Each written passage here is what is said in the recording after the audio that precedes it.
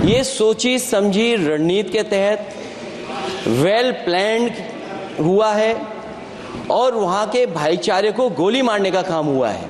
Anti narcotics task force highly professional बंदे higher कीते ने, चाहे वो लॉ अफसर होण, चाहे वो फोरेंसिक दे होण, चाहे होर जांच दे अधिकारी होण, ते अपनी होणगे इन्हां दे। पंजाब सरकार में है नशे के खिलाफ जीरो टॉलरेंस। पंजाब सरकार का एक और कठोर कदम। शिकायत दर्ज करवाने के लिए मैसेज करें 9779100200 पर। नशे के खिलाफ हमारा साथ दें।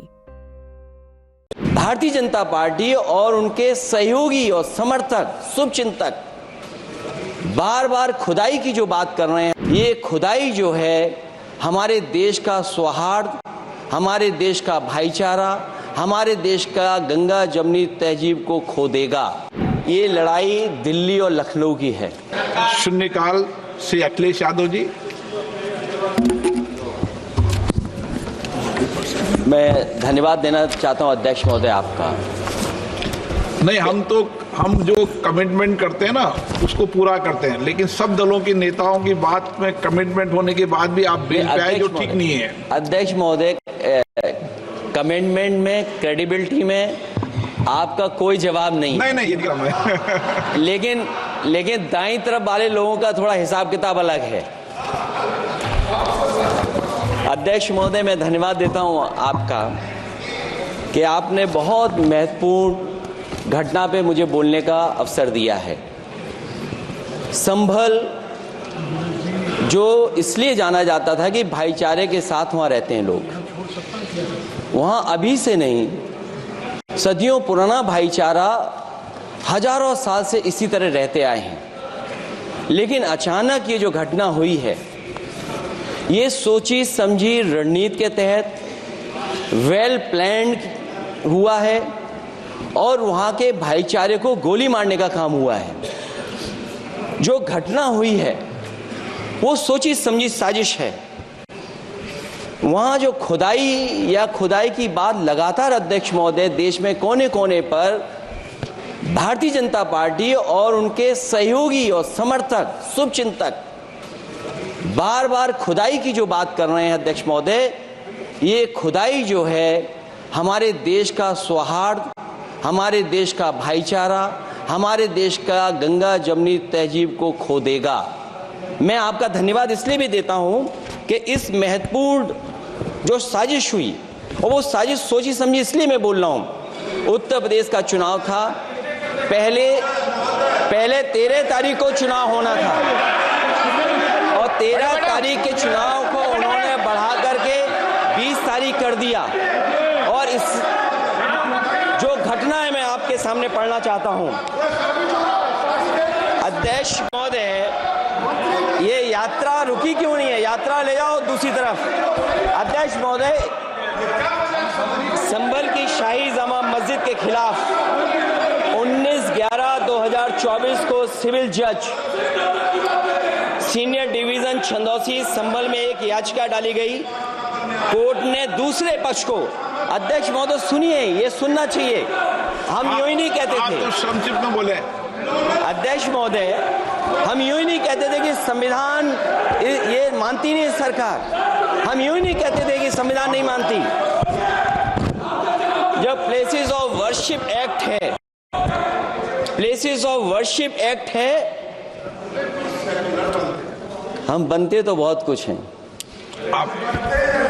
संभल के शाही जामा मस्जिद के खिलाफ 19/11/2024 को सिविल जज सीनियर डिवीजन चंदौसी संभल में एक याचिका डाली गई। कोर्ट ने दूसरे पक्ष को सुने बगैर उसी दिन 19/11/2024 को सर्वे के आदेश दे दिए। ताज्जुब की बात है, संभल के जिलाधिकारी संभल और पुलिस अधीक्षक संभल आदेश को पढ़े बगैर 2 घंटे के बाद सर्वे के लिए पुलिस बल के साथ शाही जामा मस्जिद पहुंच गए। जामा मस्जिद की कमेटी, जनप्रतिनिधि, उलेमा इकराम, सभी अधिवक्ताओं ने सहयोग दिया। जिलाधिकारी संभल और पुलिस अधीक्षक संभल ने 2.5 घंटे सर्वे के बाद कहा, आप सब सर्वे पूरा हो चुका है और अब रिपोर्ट कोर्ट को भेज दी जाएगी। लेकिन दिनांक 22/11/2024 फ्राइडे को जुमे की नमाज के लिए लोग नमाज अदा करने के लिए जामा मस्जिद पहुंचे, लेकिन पुलिस प्रशासन ने बैरिकेड लगा दिया ताकि लोग नमाज न पढ़ सकें। उसके बाद भी लोगों ने संयम बरतते हुए नमाज अदा की और किसी प्रकार का विरोध प्रदर्शन नहीं किया।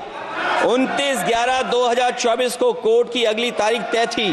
शाही जामा मस्जिद की कमेटी और मुस्लिम समाज के सभी लोग कोर्ट में केस की पैरवी के लिए तैयारी कर रहे थे, परंतु दिनांक 23/11/2024 की रात पुलिस प्रशासन द्वारा कहा गया 24/11/2024 यानी अगले दिन सुबह को दोबारा सर्वे किया जाएगा। शाही जामा मस्जिद कमेटी और अधिवक्ता ने कहा कि इस सर्वे तो मुकम्मल हो चुका है, अब दूसरे सर्वे की क्या आवश्यकता है। कोर्ट के आदेश का हमने पालन कर दिया, अगर दूसरे सर्वे कराना है तो दोबारा आदेश करवाएं। कोर्ट के आदेश के बाद हम दोबारा सर्वे करा देंगे, लेकिन जिलाधिकारी संभल और पुलिस अधीक्षक संभल ने कोई सुनवाई नहीं की और तानाशाही दिखाते हुए सुबह के वक्त से पहले शाही जामा मस्जिद आ गए।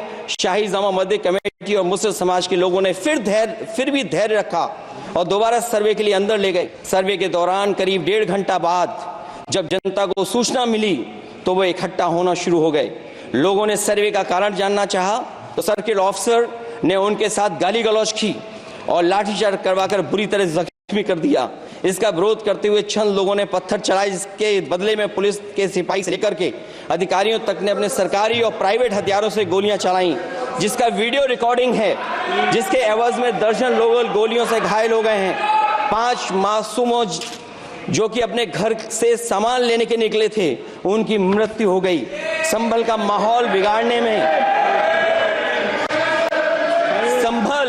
संभल का माहौल बिगाड़ने में याचिका दायर करने वाले लोगों के साथ पुलिस और प्रशासन के लोग जिम्मेदार हैं। इनको निलंबित किया जाना चाहिए और हत्या का मुकदमा चलाया जाना चाहिए, जिससे कि लोगों को इंसाफ मिल सके और आने वाले समय में कोई इस प्रकार की संविधान के खिलाफ और गैर कानूनी घटना को अंजाम न दिया जा सके।